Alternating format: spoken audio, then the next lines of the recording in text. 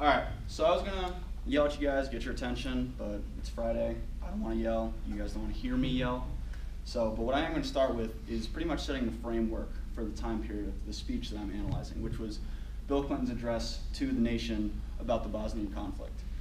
So for him it was 1993, but the Bosnian War started in 1992, mid-1992.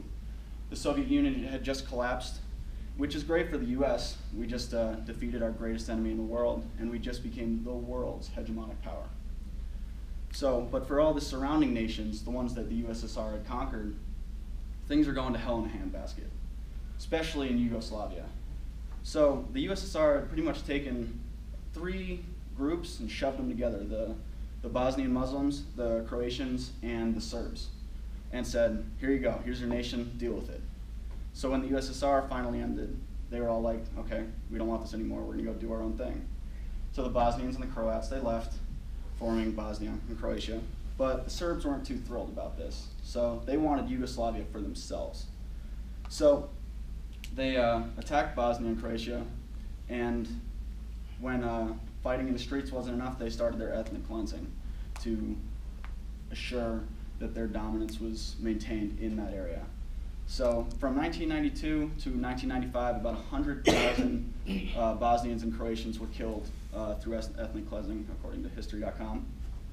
And this was an awful time period, especially for Bill Clinton when he enters office as president, because he realizes we need to take care of this issue, as well as his underlying main point is we need to push for a more involved foreign policy throughout the world, because he's facing an American public that wants to enter a period of isolation because we just won the Cold War. We've been at war for many years. We're done. We don't want to deal with this anymore. Let the world handle its problems. So basically, what you notice in his speech is he rarely even talks about the Bosnian conflict until the absolute end, and is really pushing his agenda for a more involved foreign policy, and he doesn't want to blow the opportunity in Bosnia to have America get caught with its pants down in future foreign conflicts. So he does this in two pretty blunt ways. Number one is he calls out the American public and says, we are the strongest nation in the entire world. We have been for the past 80 years. Look at what we've done in World War I, World War II, and the Cold War. We have taken our ideals of democracy, liberty, and peace and pretty much made them the world's ideals as well, mostly. And if we want to continue that trend, we cannot sink back into our shell and try and shirk the responsibilities that we have taken on. And then he goes on to say, if that's not enough for you, we have to do it for our own preservation. Look what happened at the end of World War I. We were like, that war was horrendous. We're done. We cannot do this again. Cannot. So we sunk back into our shell, let everyone else handle their problems, and then what do you know? Hitler starts attacking in Poland, basically starts expanding, and we're like, still, nope, we're good. We're good. We don't want anything to do with that. But it takes an attack on our own soil to get us to finally get involved. And if we let that happen to us again by being isolationist about in this world, now he's not saying that Bosnia is going to become the next world war, but we don't know that.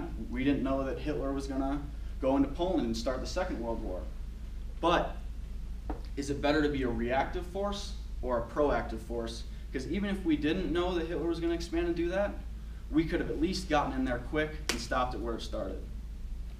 So he basically wants them to realize that it is our responsibility and for our own self-preservation that we expand into the world and have our foreign policy. That's what his main point of his speech is, and it's not really all that concealed in the speech.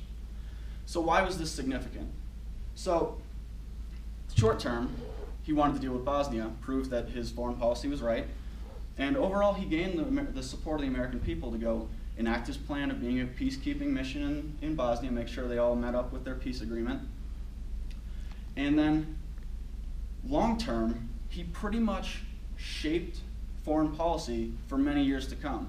I mean, had we have just stuck to ourselves in our shell, we probably wouldn't have had a lot of the conflicts or actions in the rest of the world that we've had today. I mean, because of his policy, obviously 9/11, terrorism have played humongous roles. I'm not saying that Bill Clinton's speech was the dominating factor in our foreign policy, but it was the starting point of us pretty much putting our hands in everywhere else in the world. Whether that's good or bad, that's up to you.